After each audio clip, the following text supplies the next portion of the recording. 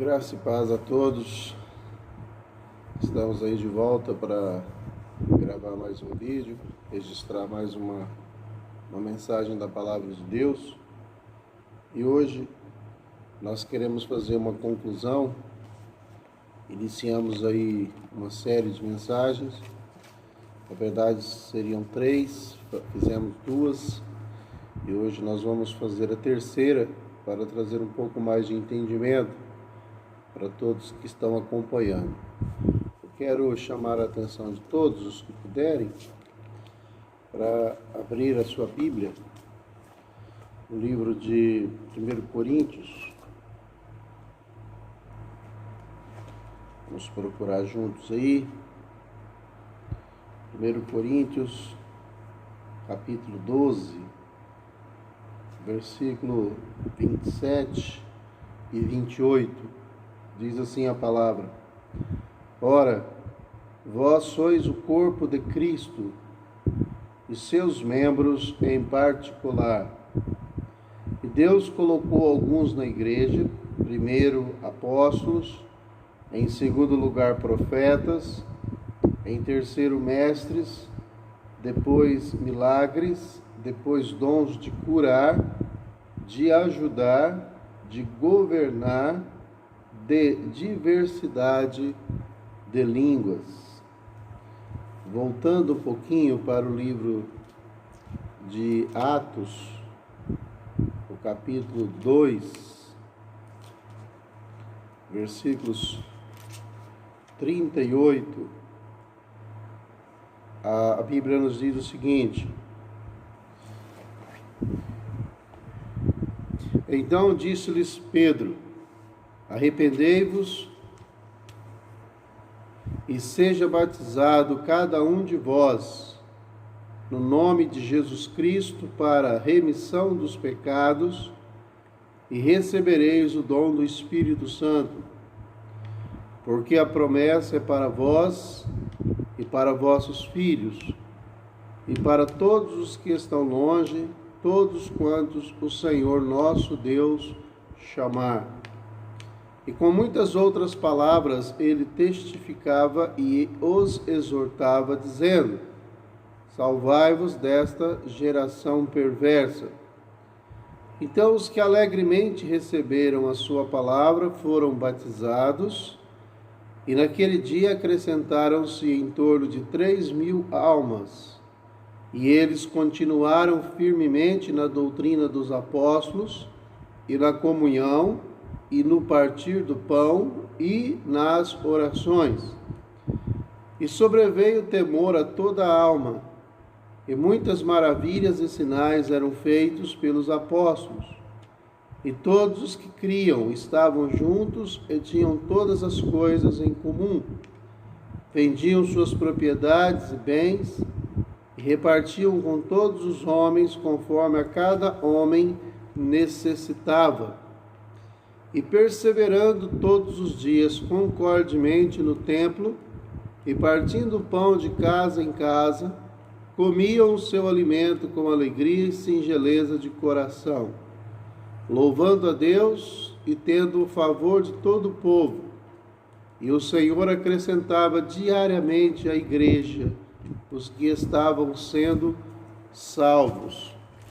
Eu queria que você deixasse esse texto marcado, porque nós vamos dedicar um tempinho maior nele, voltaremos nele daqui a pouquinho. Ainda uma última referência, eu queria olhar com vocês Mateus capítulo 28, versículo 18. Mateus 28, versículo 18. Diz assim: Jesus veio e lhes falou, dizendo: Foi-me dado todo o poder no céu e na terra. Portanto, ide e ensinai todas as nações, batizando-as em nome do Pai e do Filho e do Espírito Santo, ensinando-os a observar todas as coisas que eu vos tenho mandado. E eis que estou convosco sempre, até o fim do mundo. Amém. Muito bem. Como eu havia dito, nós estamos numa sequência, estamos falando sobre o plano de Deus para salvar o homem, um plano elaborado na eternidade. Estamos falando como ser beneficiado por esta salvação preparada por Deus, como ser salvo, que foram as últimas duas mensagens que nós fizemos para vocês. E hoje nós queremos falar sobre como fazer parte da igreja, ou fazendo parte da igreja. Bom, parece que fica aqui uma lacuna. Eu falava isso nos vídeos anteriores. O que fazer agora que eu já entendi o plano de Deus? O que fazer agora que eu já aceitei a Cristo como meu Salvador? Qual o próximo passo? O que eu devo fazer? No que eu devo me ocupar? Então vocês podem voltar novamente, e isso é uma explicação rápida, porque o nosso propósito é direcionar vocês de uma forma mais da cabeça, mais pensando. Mas voltando aqui para Atos capítulo 2, nós temos o conselho da palavra, a pregação de Pedro, e ele começa dizendo para que eles se arrependessem dos seus pecados. Anteriormente, Pedro explica o que Jesus fez, o plano de Deus. E então aqui ele leva o povo a tomar uma decisão. Ele diz: arrependei-vos e sejam batizados, para que cada um de vós, no nome de Jesus Cristo, para a remissão de pecados, recebereis o dom do Espírito Santo. Na verdade, precisamos entender que o batismo ele não tem o poder de nos purificar de pecados. Eu vou explicar isso, tá bom? E ele também fala que após fazerem isso, no versículo 41, então os que alegremente receberam a sua palavra e foram batizados, que talvez seja o ponto onde você se encontra agora, e foram acrescentados na igreja, no versículo 41 ele está falando sobre isso. Aí, a partir do versículo 42, ele nos fala o que fazer, ou seja, como seria a vida deles pós-conversão e batismo.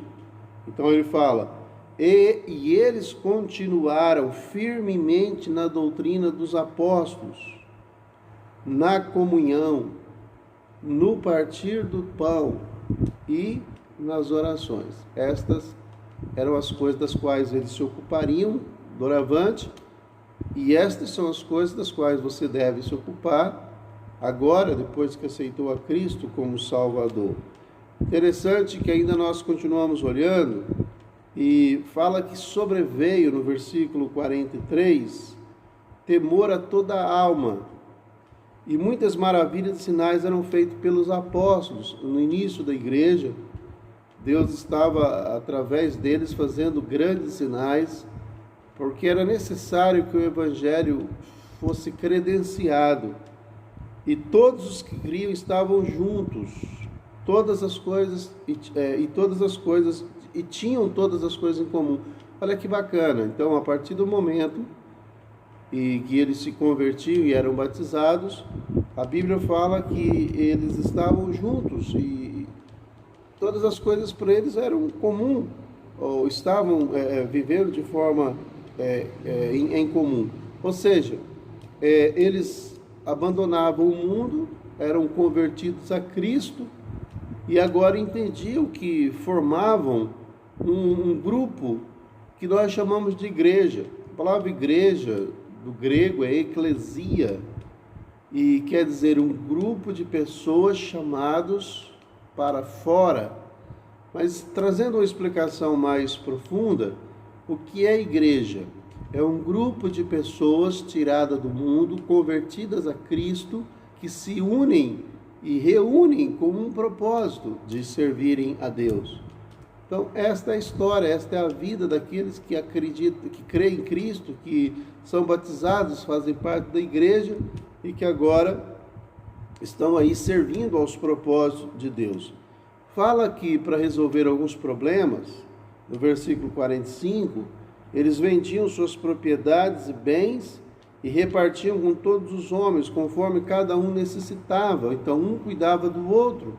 Eles estavam cuidando uns dos outros para que não houvesse necessidades.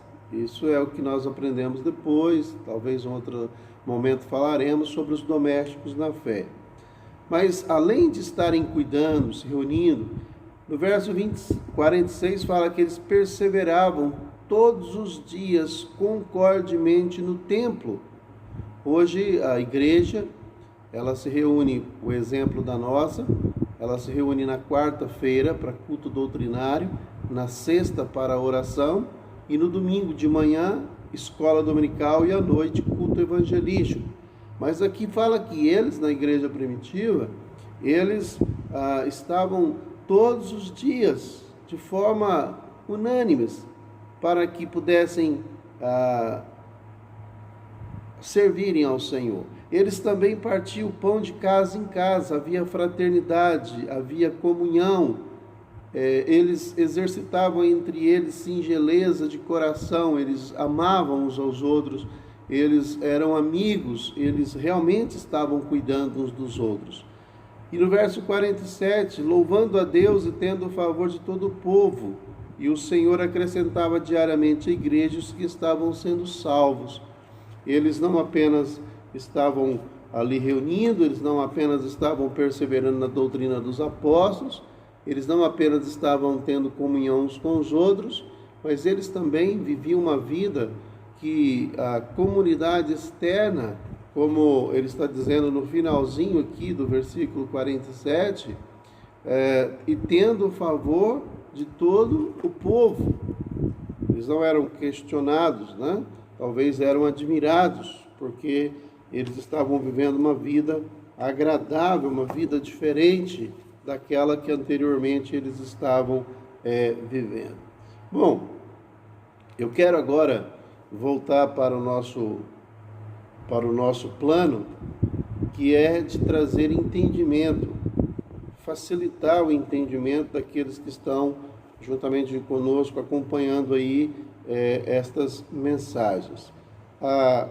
Nós precisamos ter sempre em nossa mente aquelas mensagens anteriores, ou seja, nós não podemos esquecer que Deus, na eternidade, Ele planejou de forma perfeita salvar o homem perdido, e isso nós vimos na primeira mensagem, para que depois, então, Ele pudesse permitir, conceder ao homem condições ideais para que este homem pudesse também ser salvo. Então, nós iniciamos no Éden, onde nós temos o registro de como tudo começou, e depois nós seguimos até aquele momento quando o homem então entrega a sua vida para Jesus, sendo salvo.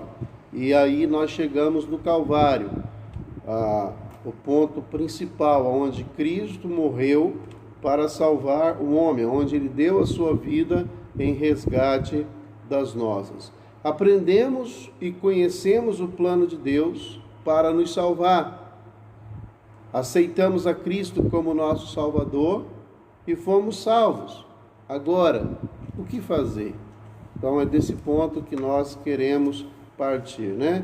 Nosso estudo de hoje vai responder a esta pergunta e, sinceramente, eu espero que você que está disposto a obedecer a Deus na sua palavra, que você possa receber esta instrução e que você realmente possa ser grandemente abençoado por ela. Por que eu estou dizendo isso? Há muitas pessoas que apenas especulam a palavra de Deus. Há muitas pessoas que apenas querem aprender para contestar, para discutir. Mas se você realmente está estudando a palavra de Deus, se você tem interesse em obedecer a Deus e não aos homens, eu espero que realmente Deus abençoe a sua vida e que a palavra abra o seu entendimento e que você se apaixone por Jesus e que você entregue a direção da sua vida para esse Senhor maravilhoso. Eu quero lembrar também que desde o início do mundo, a marca de Deus esteve sempre presente na humanidade. Nunca houve um tempo onde não fosse possível ver as marcas de Deus na humanidade. Deus sempre, na história humana, Deus sempre teve alguém para representá-lo. Quando a gente vai para o início, nós temos Adão e Eva, que são criados à imagem e semelhança de Deus, e estes representam o Criador. Passado pouco tempo, nós temos o Noé, que é o pregoeiro da paz. Eu estou pulando bem, porque nós temos vários outros personagens que representam Deus, apenas por uma questão de tempo. Nós temos o Noé, que lidera ali aquele momento do dilúvio, é ele que constrói a arca, é ele que seria o salvador daquele mundo antigo. Depois nós temos Abraão, um homem escolhido em Ur dos Caldeus, numa terra idólatra, onde Deus escolhe aquele homem para ser o pai da fé. Deus faz uma promessa maravilhosa para Abraão, que todos nós conhecemos, quando Deus diz: Abraão, em ti serão benditas todas as famílias da terra. Depois nós temos o José, que foi levado para o Egito, que salvou o mundo antigo, porque Deus revelou para ele um sonho. Depois nós temos o Moisés, que vai libertar o povo do Egito. Depois nós temos a formação da nação de Israel, as 12 tribos, a própria nação de Israel, até que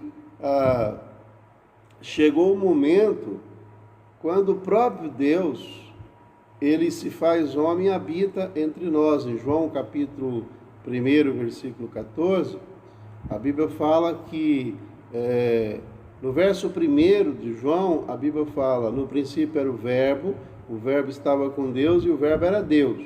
Aí no verso 14 ele fala: e o Verbo se fez carne e habitou entre nós, e vimos a sua glória como a glória do unigênito do Pai. Ou seja, sempre houve momentos da história onde a mão de Deus estava presente, onde Deus estava marcando a sua presença, mostrando o seu poder e a sua glória para os moradores, os habitantes da terra. Até que chega o momento, quando ele próprio vem para pertencer e fazer parte desta humanidade. A promessa de Deus a Abraão, como eu disse, foi: em ti serão benditas todas as famílias da terra. E depois, a Bíblia fala: e vindo a plenitude dos tempos, Deus enviou o seu filho, nascido de mulher. Então, amados, que bacana poder ver que Deus, como muitos dizem, Ele não criou todas as coisas e abandonou e deixou aí a sorte, mas na verdade Deus sempre esteve presente, Deus sempre esteve sustentando e mantendo tudo aquilo que Ele, de forma incrível, criou. Bom, Jesus, ele veio a este mundo, nós sabemos por quê. Ele veio a este mundo para dar a sua própria vida, como já olhamos, tá? Mas ele não apenas veio a dar a sua própria vida, morrer por nós, ele veio também fazer uma outra coisa interessantíssima, que foi exatamente a palavra talvez mais fácil para todos entender. Jesus veio dar início à sua igreja. Ela não existia. Embora alguns dizem que existia a igreja no Velho Testamento, não. No Velho Testamento, Deus era representado pela nação de Israel. Era na nação de Israel que Deus queria atrair o mundo.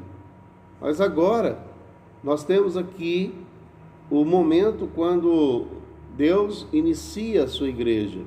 E aí, nós podemos ler em Mateus 16, 18, quando Jesus, numa conversa com Pedro, ele fala: edificarei a minha igreja e as portas do inferno não prevalecerão contra ela. Então, isso é extremamente importante, porque foi o próprio Jesus quem edificou a sua igreja, e ela tem um papel fundamental na história da humanidade, na minha vida, e espero que tenha também na sua. O propósito de Jesus em edificar a sua igreja era justamente para que todos aqueles que o aceitassem, como nós estamos olhando nas mensagens, precisariam então, a partir do momento que aceitassem a Ele, fossem batizados, aceitassem a Ele, porque batizar eu vou explicar, tivesse uma maneira de como, de uma forma organizada, ordeira, pudesse então, na sequência da sua vida, servir ao Senhor. Então a igreja ela vem para este propósito, e eu vou explicar melhor. Bom, segundo o ensinamento da Bíblia, todo aquele que aceita Cristo como seu Salvador, ele deve ser batizado. É isso que a Bíblia nos ensina.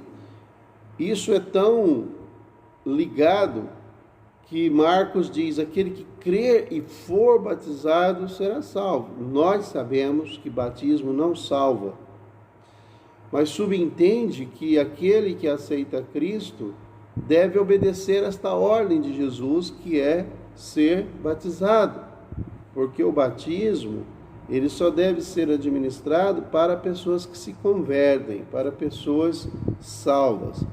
E em Mateus, no capítulo 28, nós lemos esta ordem aqui de Jesus para a sua igreja. Portanto, ide e ensinai todas as nações, batizando-as em nome do Pai, do Filho e do Espírito Santo, ensinando-os a observar todas as coisas que eu vos tenho mandado. E eis que estou convosco sempre, até o fim do mundo. Em outras traduções, até a consumação dos séculos. Ou seja, olha o plano de Deus. Bom, o batismo aqui é uma ordem de Deus para a sua igreja. E podemos ver nele duas coisas muito importantes. Primeiro, o batismo ele é um testemunho público de alguém que está deixando uma vida velha para viver uma nova vida em Cristo. Todas aquelas pessoas que deixam a idolatria, deixam o mundo, o pecado, e querem servir a Cristo agora, ele precisa ser batizado, porque o batismo é um testemunho público. É como se ele estivesse declarando ao mundo que agora algo diferente aconteceu na vida dele. É um símbolo de sepultamento e também de ressurgimento. As águas do batistério ou do rio, ou seja lá onde quer que alguém for batizado, precisam ser águas suficientes para encobrir o corpo. Isto é imersão. Isso simboliza sepultamento, para que depois, então, ele seja ressurgido dentre ou das águas. Então, o batismo ele tem esse símbolo de sepultamento. E então nós vimos que o batismo ele é um testemunho público, onde você declara o que está acontecendo na sua vida. E em segundo, o batismo é a forma como um pecador arrependido pode ser admitido no corpo que é a igreja. Primeiro ele é batizado, depois ele é ensinado na igreja, como está lá a ordem da grande comissão em Mateus capítulo 28. Lá em 1 Coríntios capítulo 12, 27, que nós lemos, nós descobrimos que a igreja ela é um corpo, e nós, em particular, somos os seus membros, nós os que fomos batizados.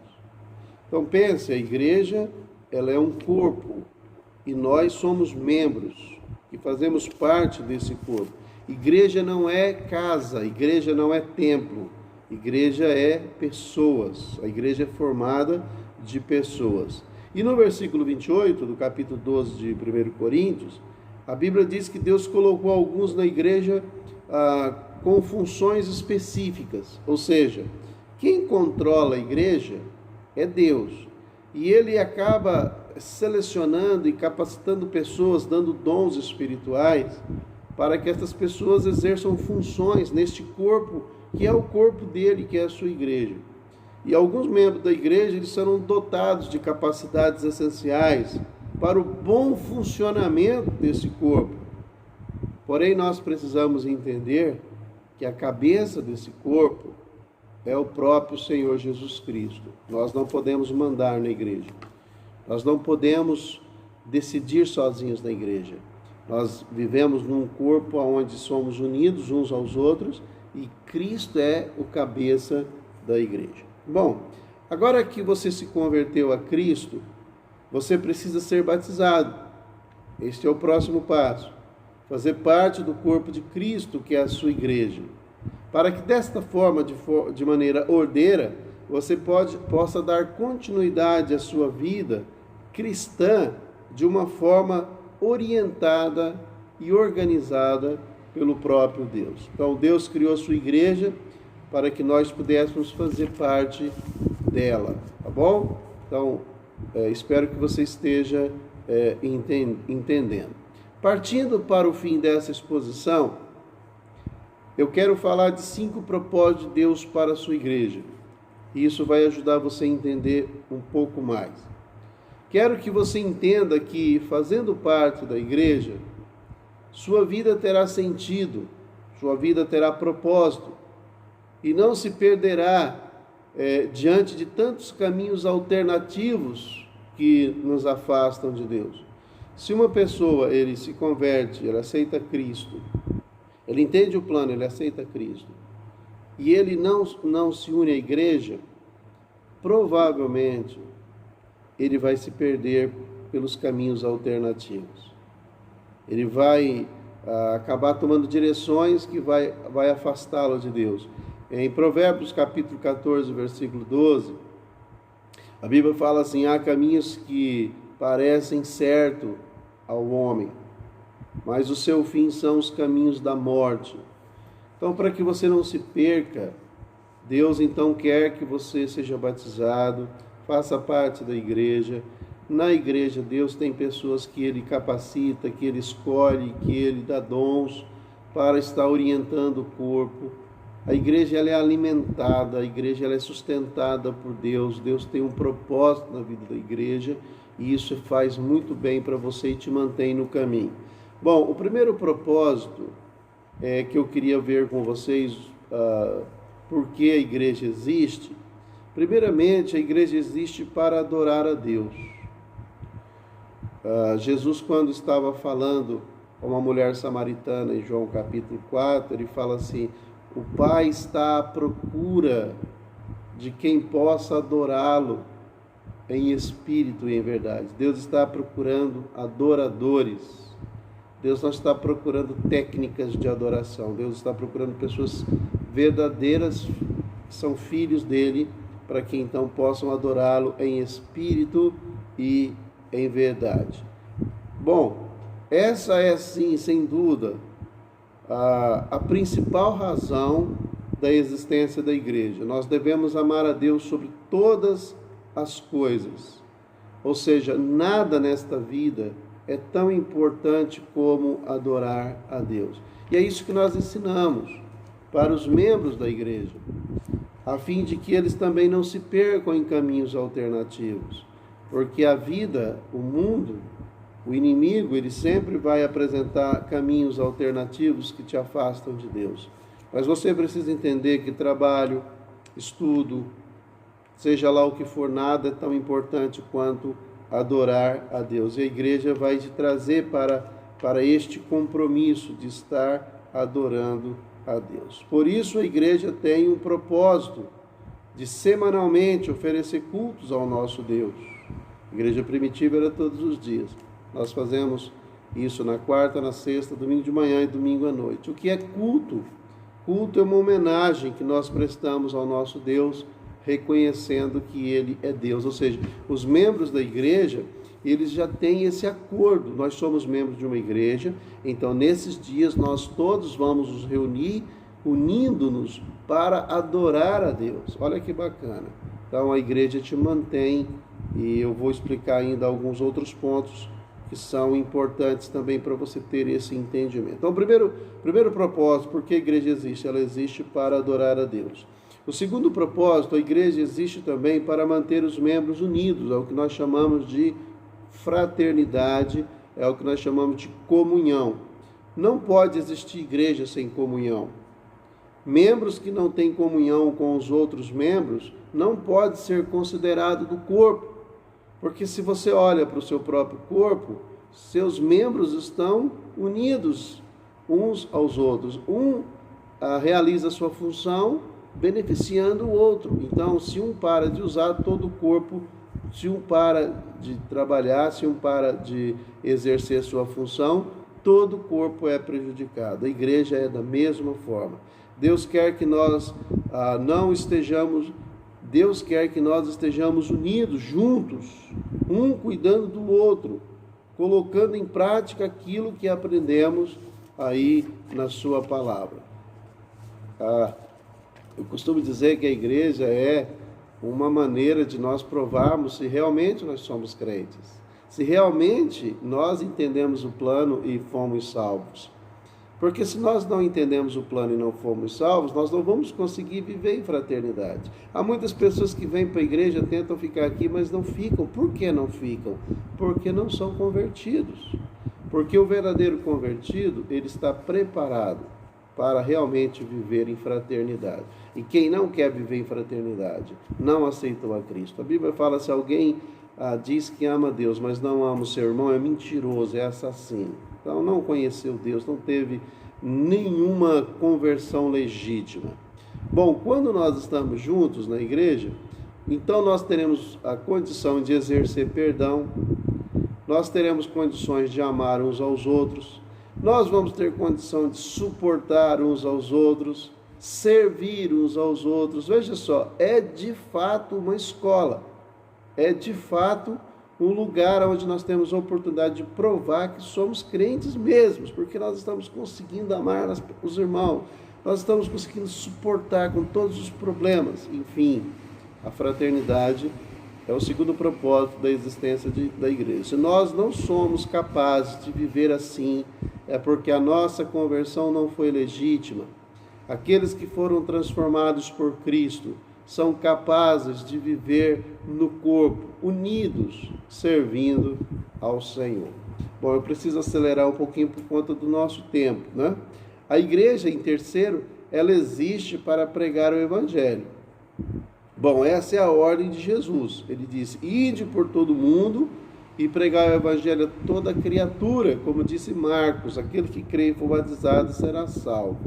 Bom, eu queria que vocês entendessem que esta ordem que Jesus deu para a sua igreja, esta é uma ordem para que a igreja possa evangelizar o mundo. Então, é responsabilidade da igreja evangelizar, pregar a palavra de Deus para toda criatura. Se você faz parte do corpo, que é a igreja, você precisa pregar o Evangelho. Como membro da igreja, nós somos conduzidos a adorar a Deus, a ter comunhão com os irmãos e a pregar o Evangelho no mundo. Esta ordem faz toda a diferença, porque as pessoas que vão ver na sua vida alguém que é temente, que adora a Deus, que vive bem com os irmãos, tem boa comunhão, serve o Senhor na igreja, vão entender que você é um crente de respeito e, obviamente, darão mais atenção quando você falar de Jesus para elas. Porque algumas pessoas, quando vão pregar, as pessoas que estão sendo evangelizadas dizem assim, olha, crente igual você, o inferno está cheio. Ou seja, quando o nosso testemunho nos desqualifica, realmente fica muito difícil pregar o Evangelho. Por isso, primeiro é importante ter comunhão com Deus, adorando, servindo, ter comunhão com os irmãos, vivendo bem em fraternidade, para que desta forma nós possamos anunciar o Evangelho.